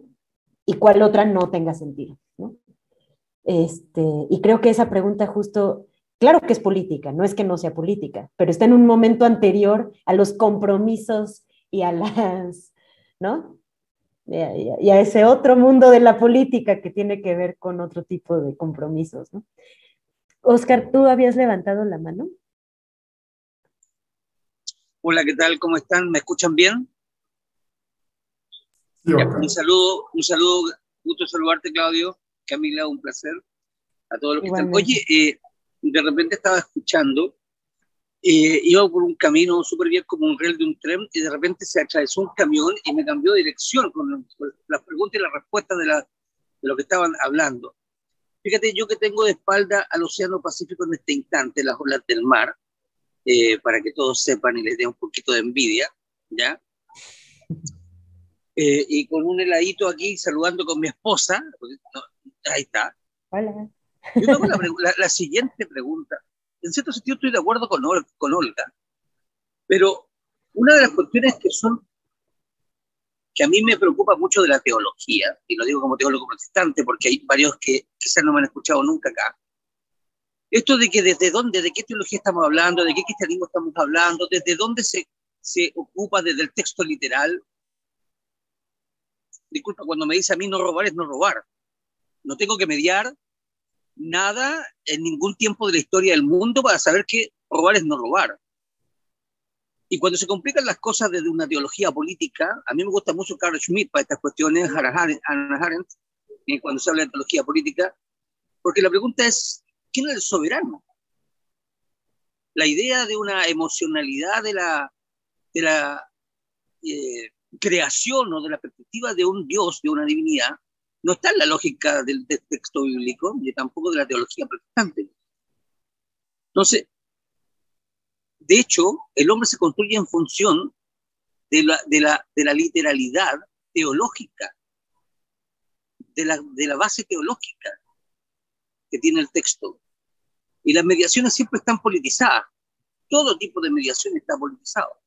Entonces la pregunta es, como Camila dice, ¿en qué minuto antes? Ese antes no estamos politizados. Y vemos el texto comida tal como es. Y me parece que nunca está despolitizado. Nunca. Nunca está despolitizado. Justamente en función de eso, entonces, como nunca está despolitizado, tenemos que ponernos de acuerdo para dónde mirar el texto, desde dónde verlo. Y cuando dice no robar, Y cuando dice que, ¿cómo se llama? A ver, quiero meterme en las patas de los caballos porque me gusta, Claudio está esperando que me meta en las patas de los caballos. Cuando dice que tales personajes no entrarán en el reino de los cielos porque tales conductas no son aprobadas por Dios, solamente serán consideradas por Dios. Bueno, ¿por qué los hombres deconstruyen la reflexión de hombres inspirados en el Espíritu Santo respecto de lo que cree y piensa Dios? Y creo que justamente la teología hoy día, la teología política, produce mucha deconstrucción desde el punto de vista del soberano. No estamos creyendo en el soberano, no estamos acatando al soberano. Estamos diciéndole al soberano, mira, qué bueno que seas soberano, pero tú eres soberano a mi pinta. Y esa deconstrucción justamente no es la que yo estoy observando. Y digo esta introducción toda vez que cuando tú hablas del gnosticismo y de esta mezcla de los griegos, ya hablabas de esta triada cultural, para hablar del gnosticismo, es como si al final el gnosticismo, la funcionalidad filosófica, teológica que tiene el gnosticismo en esta triada, fuera justamente la funcionalidad hermenéutica de cómo debiera interpretarse justamente la divinidad. Cuestión que no estoy de acuerdo, pero esa es mi crítica. ¿Qué opinas tú, Camila, de eso? ¿Cómo fue la última parte? Oye, me preparo es tanto para decirlo tan bonito. Solo la última parte. ¿Cuál Fíjate, es la deconstrucción? De la última parte? Es que pareciera que el gnosticismo que tú nos presentas desde esta triada fuera justamente el mecanismo de mediación real de lo divino o de la divinidad, y no justamente en tanto cristiano el texto. Y ahí tengo una duda en lo que tú estás planteando. Creo que no, yo no creo que te haya yo entendido bien, Oscar. Creo que yo no estoy entendiendo bien lo que has planteado. Por un lado, efectivamente, no, que no se me malentienda, no quise decir que hay una parte de la reflexión teológica ni de la fe que sea apolítica.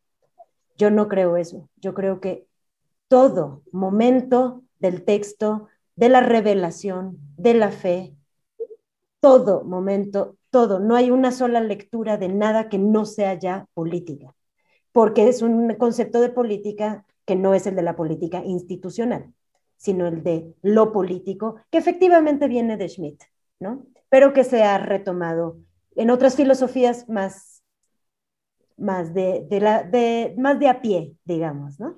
Incluso. Sí, mira, lo que pasa es que tú, justamente Olga te dijo, discúlpame Camila, justo algo te dice, lo que se ve en Facebook pareciera lo revelado, pero no tenemos ningún empacho por otro lado decir que el sensus fidei es, comilla, la palabra de Dios o la Dios hablando.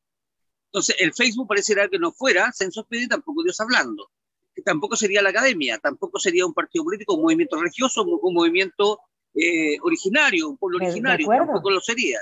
De acuerdo. Entonces, ¿cómo confluimos todo eso para mediar definitivamente el texto en tanto acción teológico-política? No, es que estoy completamente de acuerdo, efectivamente. Se le puede creer a Facebook como a un pastor. Y en ese mismo sentido de vacuidad argumental, ¿no? Y de verdad infusa, decía Olga, ¿no? Olga. En el mismo sentido.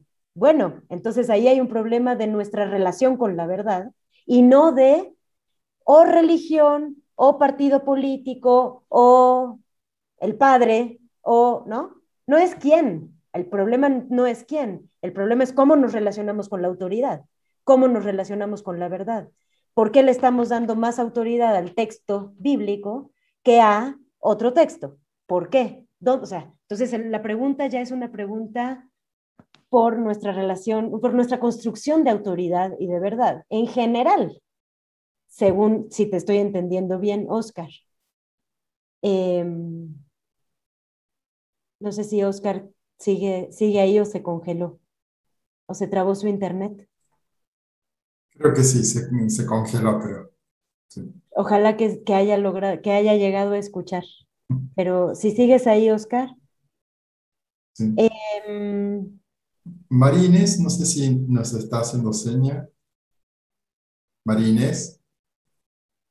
No. No, bien. Genial. Mariano, sí. Sí, maravilloso escucharla, Camila, genial. Yo soy cura, Así que hice el ejercicio de tratar de despojarme y dejarme seducir por el escándalo. El escándalo. Sí, liberar de prejuicios. Escuchando las preguntas de los gnósticos, esas preguntas del siglo segundo, qué interesantes y cuánta vigencia y cómo prenden hoy. Hoy cualquier ciudadano podría cuestionarse esta imagen del Dios, del Creador, del Salvador, de la vida, de Jesús, del monoteísmo o el triteísmo. Y ante eso es cuando la Iglesia responde con doctrina. Esto es, punto. El que crea, el que quiera salvarse tiene que aceptar esto.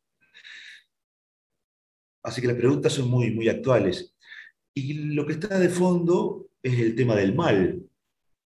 Tan viejo y tan nuevo, el tema del mal. ¿De dónde viene el mal? ¿Cómo explicás hoy la teología, la iglesia, el gnosticismo? ¿Cómo explica usted el mal? No tenemos muchas respuestas para el mal.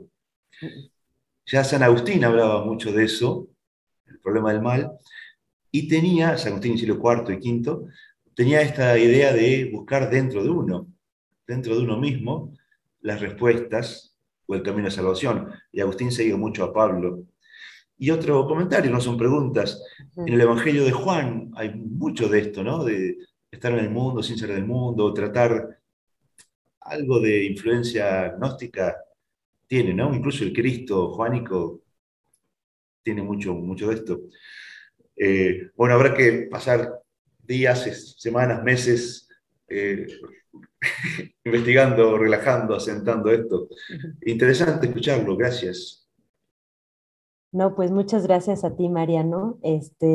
Quisiera comentar dos cosas de las dos últimas cositas que mencionaste. No, tres cosas quiero comentar. Por un lado, la primera, agradecerte ese abrazo del escándalo, ¿no?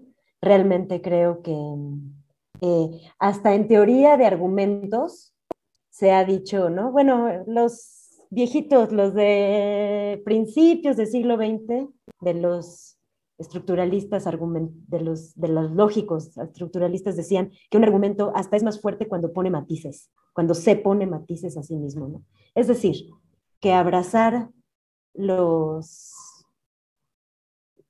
destanteos y las debilidades y las más fuertes, ¿no? Las cosas, por un lado. Y en ese sentido, bueno, nada. Además, la palabra escándalo me gusta y además también es Paulina, ¿no? Cuando Pablo dice, somos escándalo para los judíos o para los griegos, ¿no? Dice, somos la locura para los 1 Corintios judíos. 1, 15. Sí. Exacto. Y escándalo para nosotros. Bueno, entonces el escándalo, bien. Luego, por segundo lugar, Agustín venía del gnosticismo.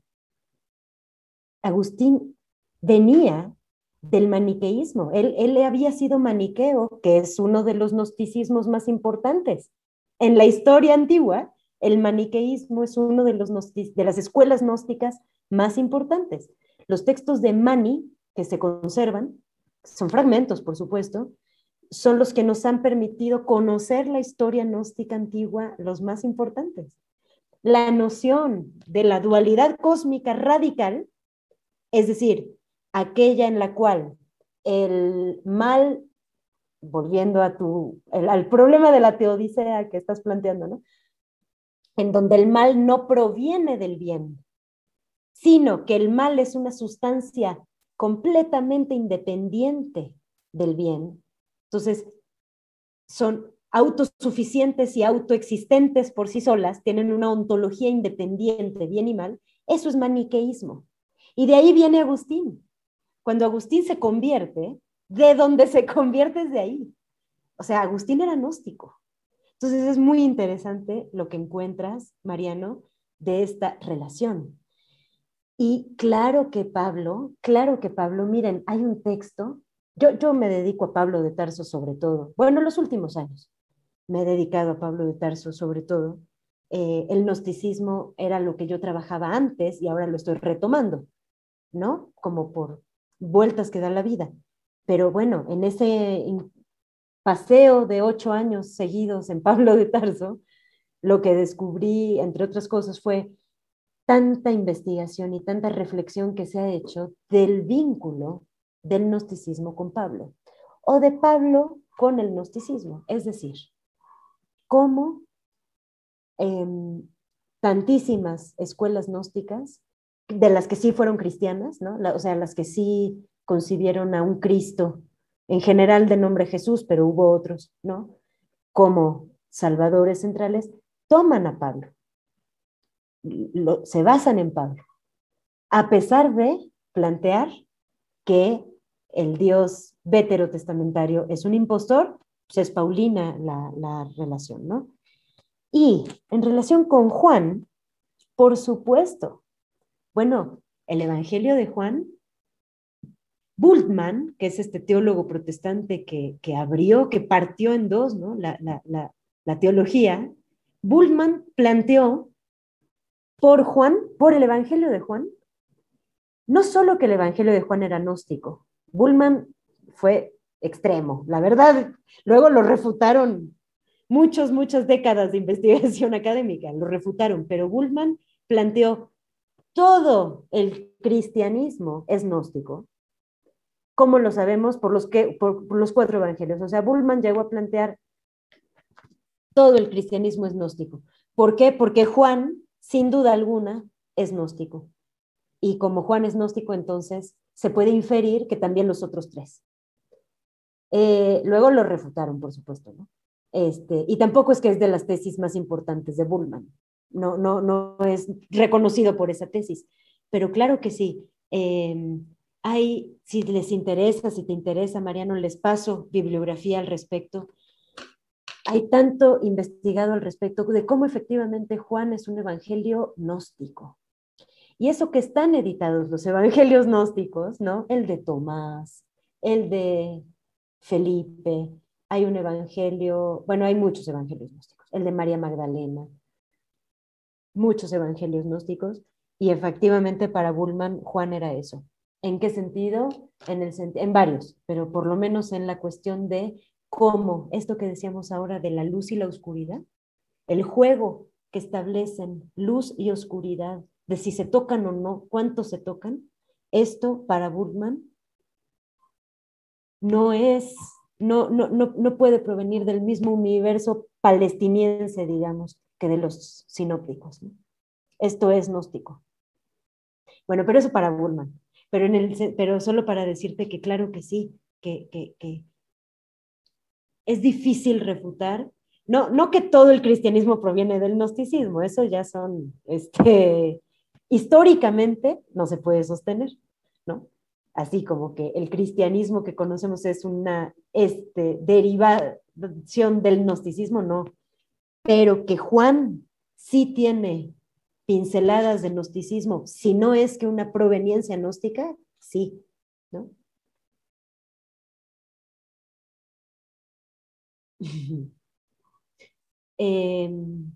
Me quedo con el pendiente de que no sé si respondí a Oscar y no sé si Oscar también llegó a escuchar lo que respondí de su pregunta.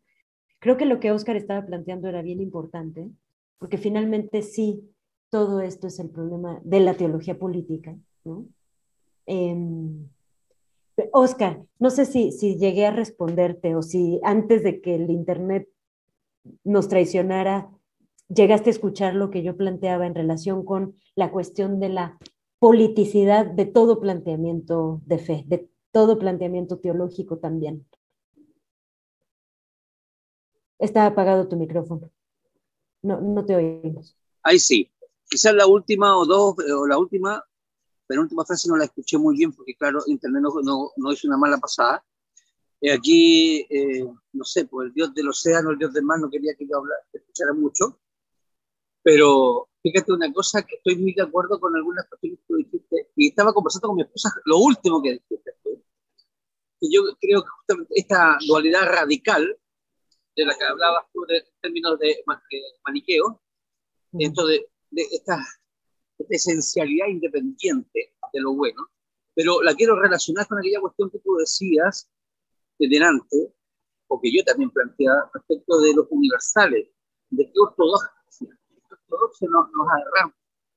Y yo no creo, y aquí yo me aparto de Dussel, yo no soy ni tampoco Stuart Mill en el punto de vista utilitarista, es decir, lo que me conviene es hasta donde me conviene, yo rescato y tomo para mí los universales. Entonces yo creo que los universales son justamente el pilar esencial de la ortodoxia. Si me dice a mí que no tengo que robar, aunque personas estén pasando hambre, hacer la de Robin Hood, no, pues, yo no voy a hacer la de Robin Hood por ir a... Y si recién conversaba, y si nuestros hijos están pasando hambre, pura situación política externa, entonces nosotros que tenemos que robar justamente para deconstruir el pilar fundamental que tiene que ver con cómo nosotros mediamos el texto y la relación con la divinidad, tampoco estamos dispuestos, decía yo con mi esposa. Y lo quería plantear yo en ahora, porque a mí la mediación que hace de la teología política pareciera entonces que el pobre es justificado a rebelarse y a hacer rebelión a cualquier tipo de autoridad porque se ve oprimido, porque no tiene para alcanzar a tener los alimentos para vivir. Bajo esa lógica, entonces, teológica política o filosófica política en tanto reflexión, entonces estaría todo permitido. Entonces ahí yo creo que hay que poner un alto. Es decir, el hombre, independiente que venga con la capacidad, o sea, el hombre tiene la capacidad de con sus propias manos, con sus propios esfuerzos, con sus propios talentos, inteligencia y sabiduría, hacer comunidad. Y la comunidad justamente, la comunidad no es primera, y aquí hago una diferencia yo quizás contigo, quizás. La primera comunidad para mí no es política, sino que es religiosa. Pero la comunidad religiosa se vuelve política para la organización. Entonces, yo creo que aquí hay un problema, y a lo mejor me encuentro con Mariano acá, mi querido sacerdote. Falta, más que la heterodoxia, meterse, si en el fondo de la heterodoxia hay amor. Hay efectivamente amor. Y si ahí no hay amor, entonces toda mediación política, teológica y filosófica no va a darle el ancho, a mi juicio. Pero te escuché atentamente. Quería decir esto porque me enganché hace unos días que no me enganchaba a Ñahue, producto de varias cosas que Claudio sabe que estoy realizando, pero sería una vuelta y no me pude abstraer de lo que se estaba haciendo hoy día. No me pude abstraer y quise compartir este espacio contigo y estas palabras, esta reflexión. Un abrazo a todos desde acá de Viña del Mar, de Reñaca, con el mar de fondo. Gracias, Óscar. Creo que lo que se está planteando aquí da para una conversación solo sobre esto, ¿no? Porque lo que dices, Óscar, yo entiendo, ¿no? El lugar argumental desde el cual lo planteas. Creo que yo, desde el punto de vista historiográfico, sociológico, político, no estaría de acuerdo. Pero también en términos de sociología, incluso es decir, desde diferentes puntos de vista, creo que puede haber algunas cosas que se pueden comprender de un modo, que se pueden explicar de otro, desde otro tipo, desde otro horizonte de explicaciones, ¿no? De lo que estabas diciendo. Sin embargo, creo que es tan importante y tan complejo y complicado que hasta daría para una conversación solo sobre eso, ¿no? Te agradezco un montón los comentarios y los comentarios críticos, ¿no? Así la compartencia de ideas me parece absolutamente maravillosa y súper interesante lo que estás planteando. Dussel es interesante porque es problemático, siempre. Entonces, está muy bueno también traerlo a colación, ¿no? Bueno, nada, creo que esos temas se pueden conversar después. Imagínate juntar a Dussel con Stuart Mill, o sea, mira qué locura más grande, pero esa es la riqueza justamente de poner cosas sobre la mesa.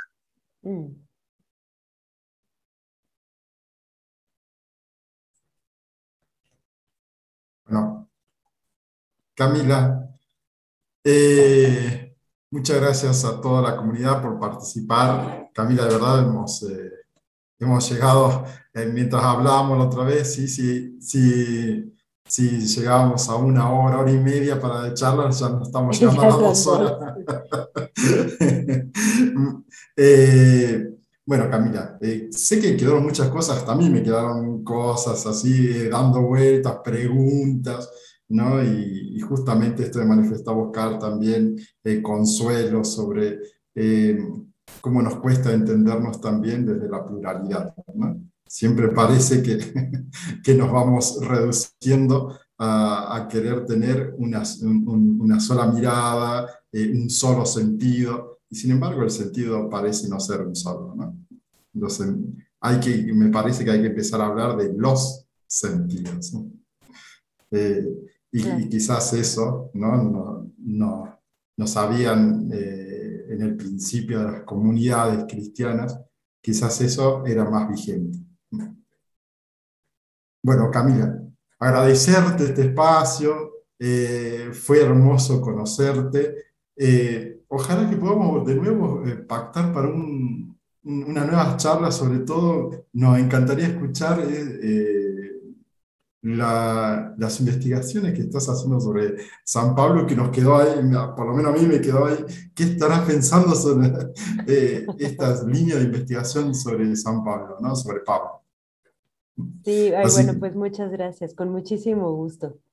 Ha sido de verdad para mí un gusto muy grande conocerles y poder conversar con ustedes, aunque fuera breve, porque 2 horas finalmente es breve, ¿no? Pero me lleno de alegría y de riqueza haber conversado con ustedes de verdad. Eh, me han hecho reflexionar mucho todo lo que han preguntado y planteado me ha hecho aprender mucho y reflexionar un montón. Y les agradezco de verdad. Y agradezco la invitación al futuro para hablar de Pablo con muchísimo gusto. Es en lo que he estado los últimos años, muchos años. Este, Siempre justamente estudiando la cuestión de la ortodoxia y la heterodoxia, ¿no? La disidencia y las construcciones discursivas en torno a la disidencia, incluso en Pablo, ¿no? Mucho antes de que existiera algo así como la ortodoxia cristiana, ¿no? En fin, o sea, que tiene más que ver como con una mirada sociológica y de ese otro ámbito de la política que no es la institucional, ¿no? Sino la comunitaria. En fin, todo eso. Pero con mucho gusto nos podemos ver en otro momento en el futuro, ¿no? Con mucha alegría.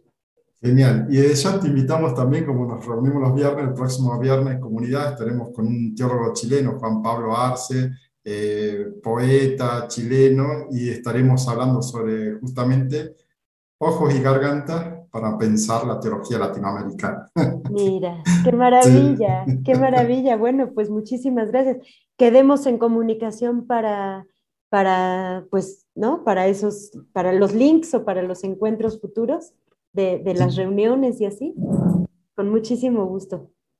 Gracias. Comunidad, como siempre, pedimos que conecten su cámara y demás, y saludamos, Camila, tu presencia, saludamos tu sabiduría y además saludamos también tu forma de ser. Muchas gracias por Muchísimas gracias compartir. a ustedes. Salud. Salud. Muchas gracias. Gracias de verdad. Me quedo muy feliz de haberles visto y haber compartido con ustedes. Nosotros muy feliz de haberte tenido. Gracias, Camila, muchas gracias. Gracias. Chao, gracias. Nos vemos.